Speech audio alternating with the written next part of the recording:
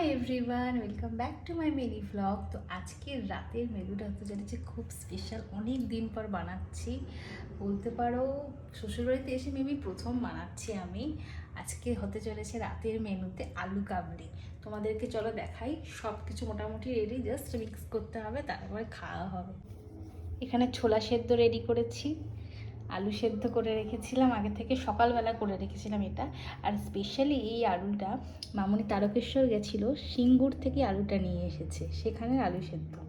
আর এখানে তেঁতুল রেডি করতে হবে, বিট নুন। আর বর এই পুরো স্যালাডটা কেটে রেখেছে সুন্দর করে।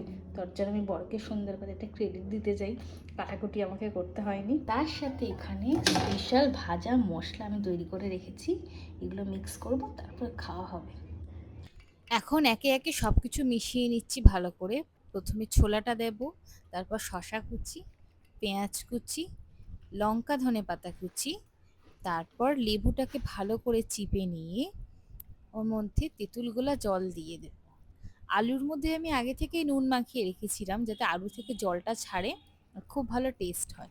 লাস্টে বানিয়ে রাখা যে ভাজা মশলা দিয়ে ভালো করে আলু কাবলিটা মেখে আলু কাবলিটা রেডি করে নিয়েছি একটা বাটির মধ্যে। আর শেষে দোকানের টাচ আনার জন্য একটু ঝুরি আলু ভাজা উপর থেকে ছড়িয়ে দিচ্ছি। এতে খেতেও কিন্তু ব্যাপারটা দোকানের মতন লাগে। আজ রাতে ডিনার রেডি। এখন খেতে খেতে আমরা ধুরন্ধর 2 দেখছি। আমার তো এই প্রথম দেখলাম, সিনেমাটা প্রচন্ড ভালো লাগলো। তোমরা কে কে দেখেছো সিনেমাটা অবশ্যই জানিও। আর তোমাদের सिनेमाটা দেখে কেমন লেগেছে সেটাও জানিও। ধুরন্ধরের থেকে ধুরন্ধর 2টা আমার বেশি यहाँ ভালো जिल्लत की লাগলো। मौत मरने से बेहतर ये नहीं होगा कि